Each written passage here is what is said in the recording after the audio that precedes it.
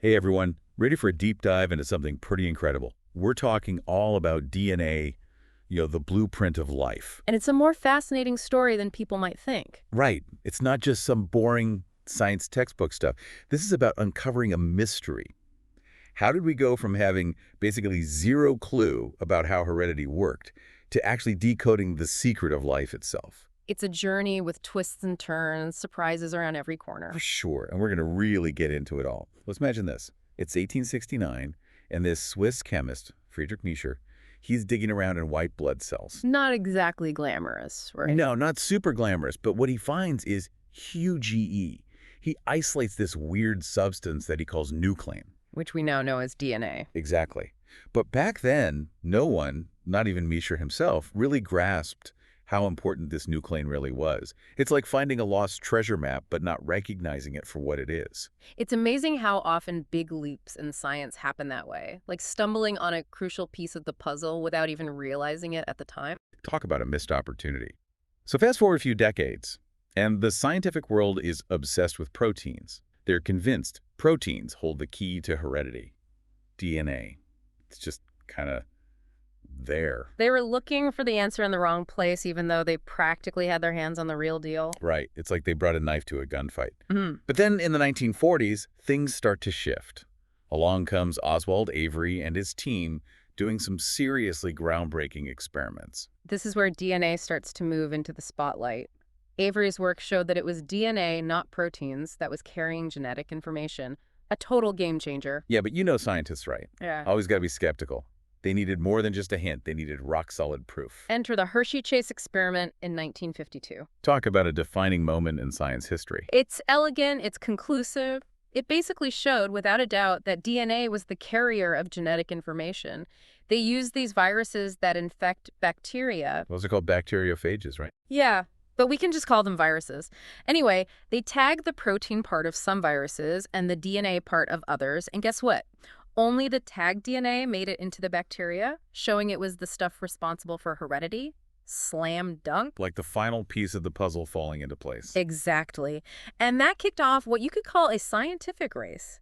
Everyone wanted to be the first to figure out what DNA actually looked like, how this molecule was structured. So the race is on to unlock the secrets of DNA's structure. And it was a race with some pretty big names in science. Oh yeah, we're talking about scientific heavy hitters. Over at Cambridge, you've got James Watson and Francis Crick. Ambitious doesn't even begin to describe these two. They were obsessed with DNA, determined to crack the code, and they had this approach that was all about building models. Like those old school chemistry sets with the balls and sticks. Exactly. They were constantly tinkering, trying to fit the pieces together, using the data that was available to create a three-dimensional model of DNA. And they weren't the only ones hot on the trail. Over at King's College London, Rosalind Franklin was using X-ray diffraction to study DNA. Which, by the way, is a seriously impressive feat. Imagine trying to figure out the shape of something as tiny as a DNA molecule using only X-rays. It's like trying to solve a puzzle, but instead of a picture, you've got these shadowy patterns to work with. Talk about a brain twister. Yeah. Franklin was creating these images of DNA, trying to decipher its structure from these patterns. It was painstaking work, and to make things even more interesting, she was working alongside Maurice Wilkins. And let's just say they weren't exactly the best of friends. Their personalities clashed, their approaches to research differed. It wasn't always a harmonious working relationship. So you've got this backdrop of intense competition, scientific ambition, and yeah, a little bit of drama. It's a reminder that science is a human endeavor, with all the complexities and messiness that come with human interactions. And in the midst of all this, one image emerges that changes everything. Photo 51. Talk about a pivotal moment.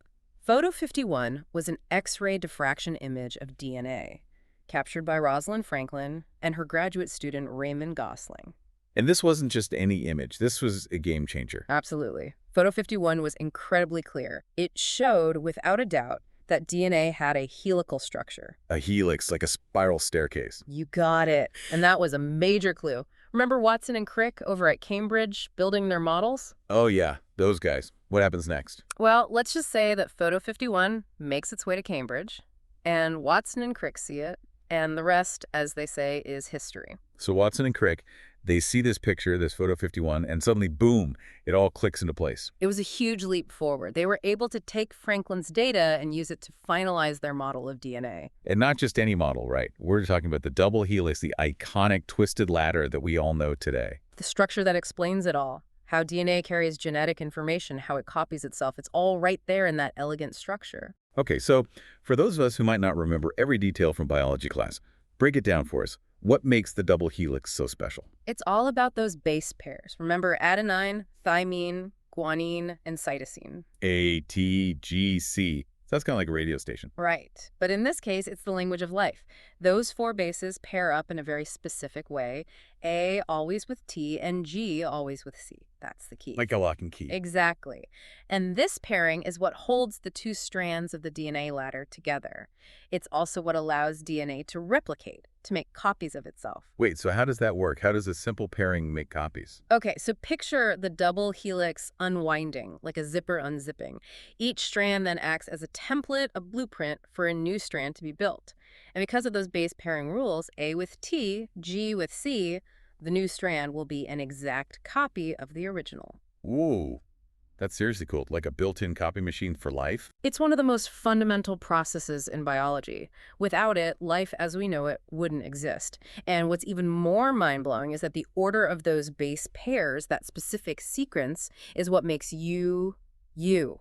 Wait, hold on. So you're saying that the order of those ATGCs, that's what determines our hair color, our height, everything? It's the genetic code. That sequence determines the instructions for building proteins. And proteins are the workhorses of our cells. They do everything from digesting our food to fighting off diseases. It's mind-blowing that something so small can hold so much information. So discovering the structure of DNA, that was a pretty big deal, right? Like, where did we go from there? Oh, it was huge. Think of it like this. Before Watson, Crick, and Franklin, we were basically looking at a map without knowing what any of the symbols meant.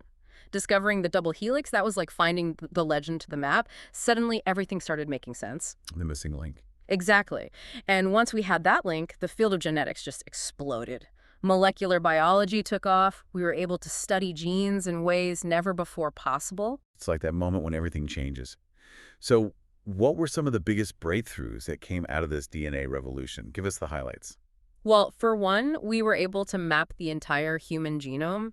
That's like having a blueprint of every single gene in the human body. That's incredible. What can we even do with that information? So much. It's transforming medicine. Think gene therapy, personalized medicine, even things like understanding how diseases work at a molecular level. And then there's CRISPR, right? That's all over the news these days. CRISPR is a game changer for gene editing. Imagine being able to go in and correct genetic defects, potentially curing diseases that were once thought incurable.